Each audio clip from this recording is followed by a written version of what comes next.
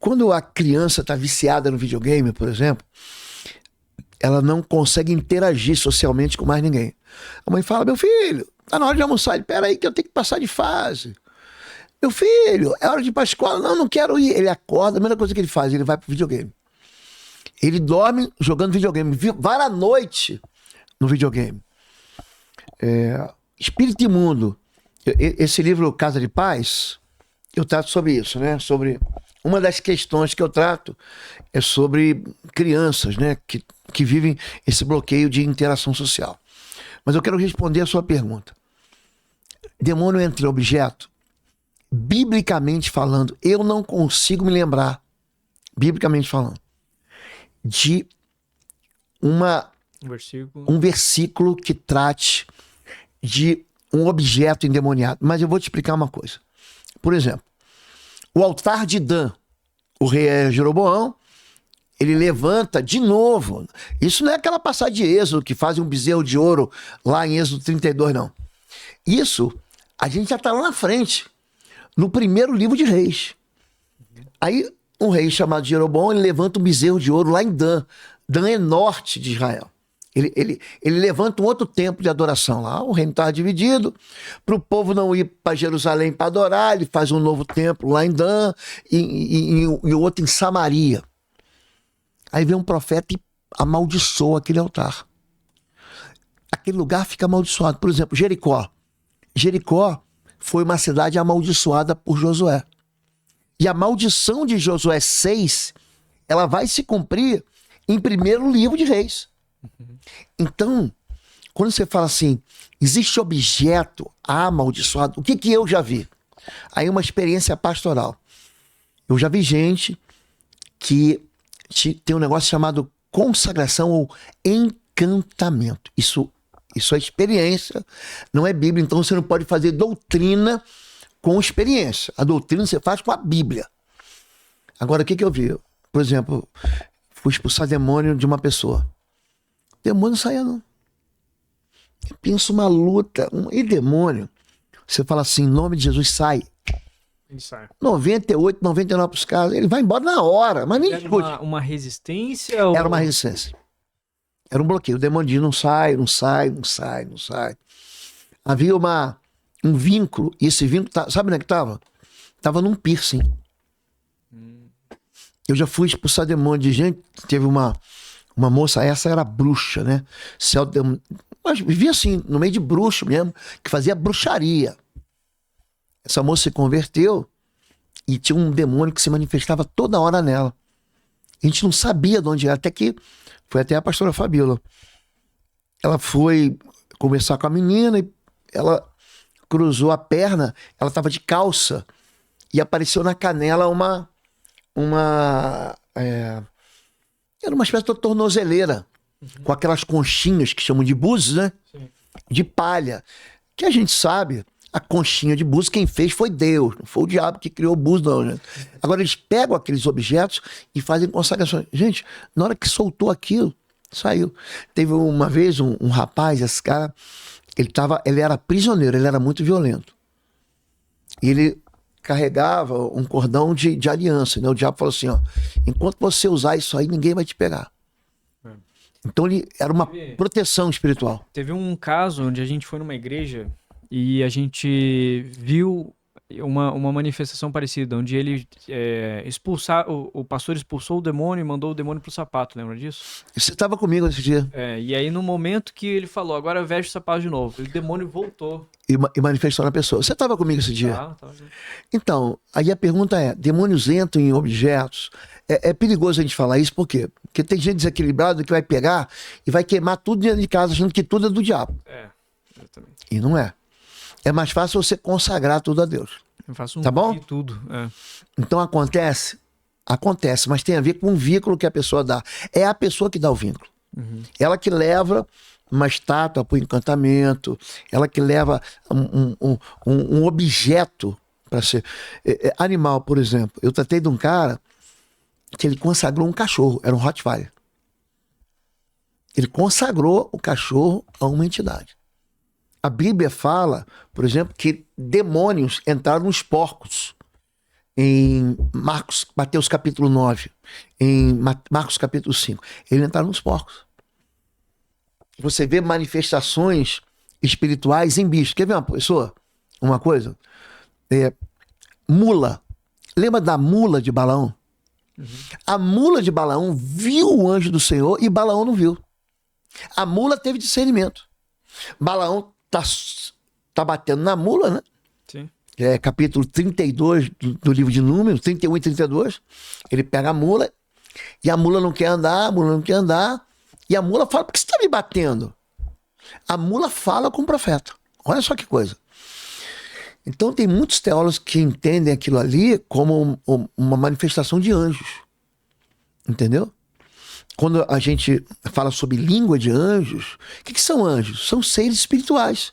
São espíritos. É isso que Hebreus 1,14 diz. Os anjos são espíritos. Mas eles aparecem para os seres humanos? Aparecem. Josué encontrou com o anjo em Gilgal, capítulo 5. Né? O anjo aparece para Zacarias, em Lucas, capítulo 1. Zacarias está entregando incenso, ele aparece, ó. Deus ouviu tua oração, você e tua mulher vai ficar grávida. Isabel, mãe de João Batista, né? Isso é no Novo Testamento. Então, a aparição de anjos são extremamente comuns na Bíblia, mas não são anjinhos barrocos.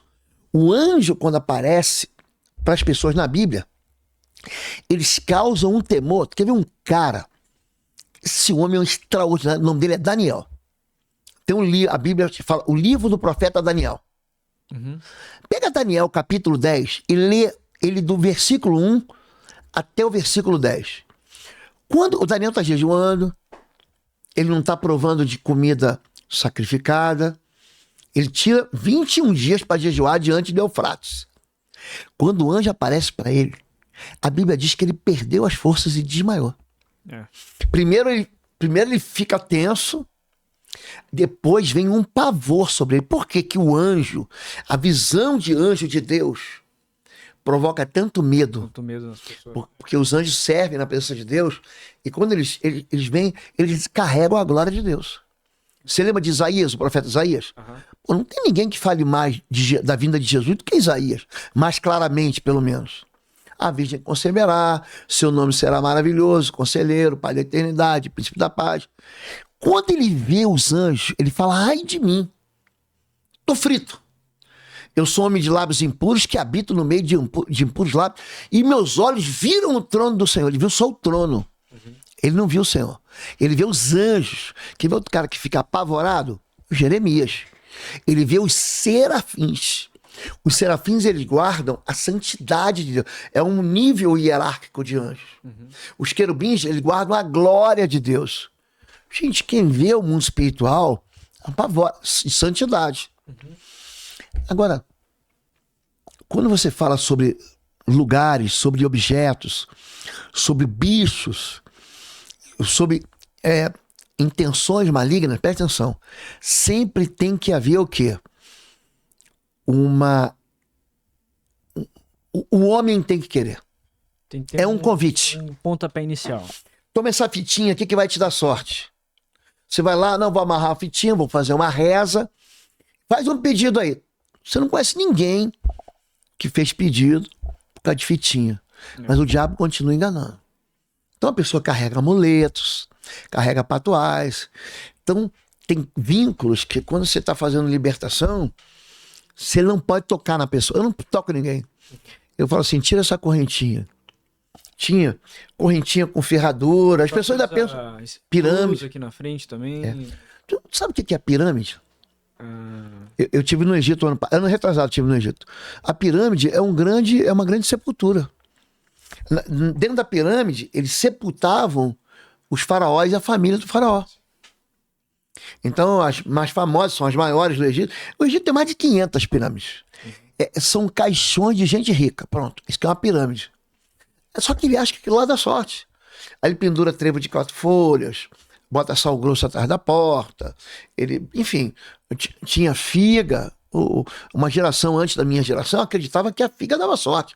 Não, faz figa para você ter sorte.